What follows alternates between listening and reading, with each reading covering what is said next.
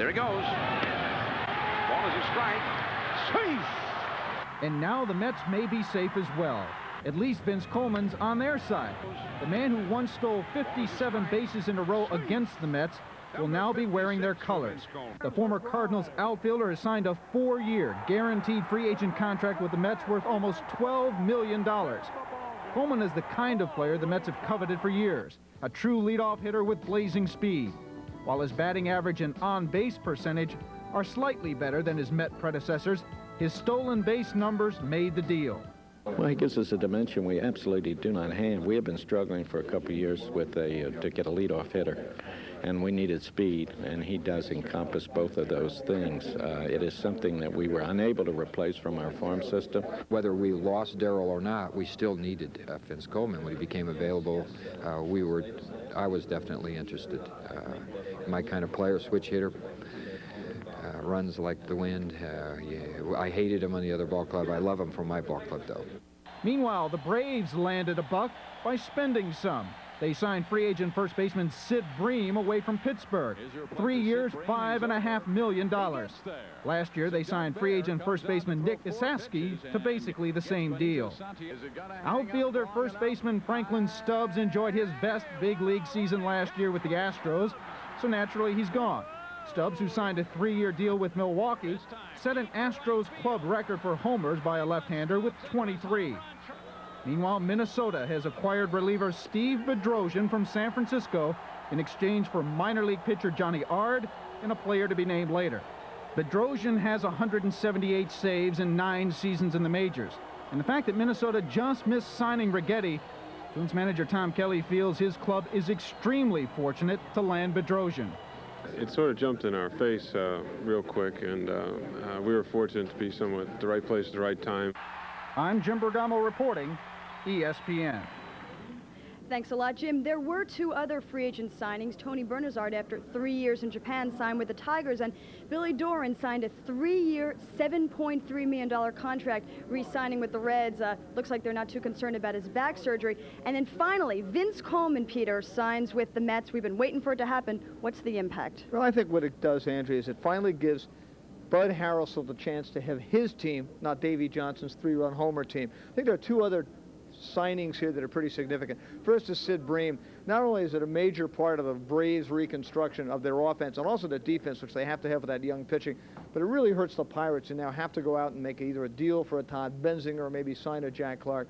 And finally, Franklin Stubbs. The Brewers badly needed another left-handed bat in the middle of the lineup. He's got power, he's got some speed. The only question is, on the worst defensive team in the American League, can this guy move out and play right field?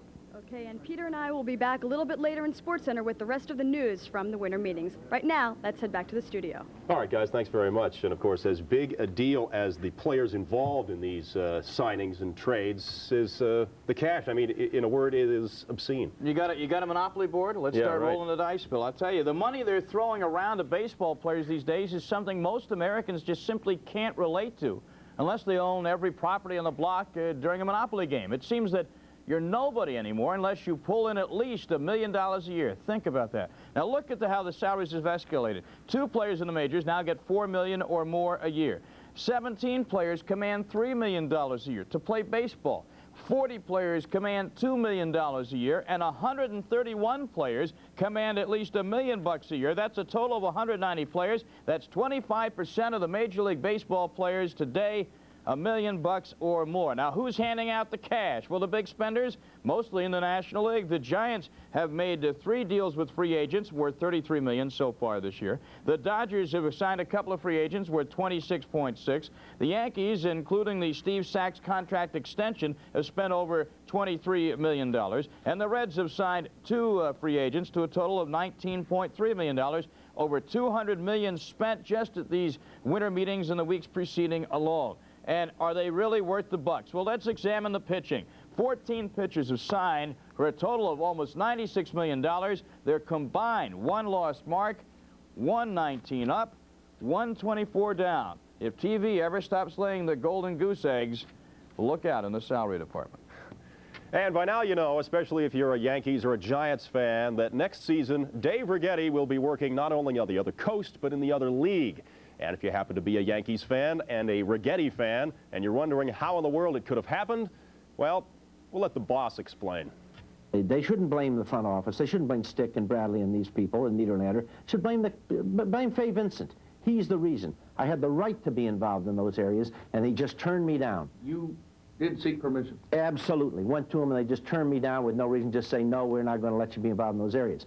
Now he's saying, well, I know it doesn't say it in the agreement, but he says, I never had any intention of. Well, I don't care what his intentions were at this point. I mean, we're finding out too much stuff. I'm upset over the court reporter suit. I'm upset over a lot of things that I'm finding out.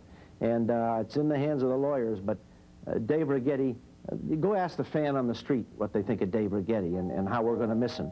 And there was absolutely no reason for me not to be involved. And if I'd have been involved, Dave Righetti would still be with the Yankees. I think he said that himself. Yes, but go ask the fan on the street what they think or what they thought of George Steinbrenner.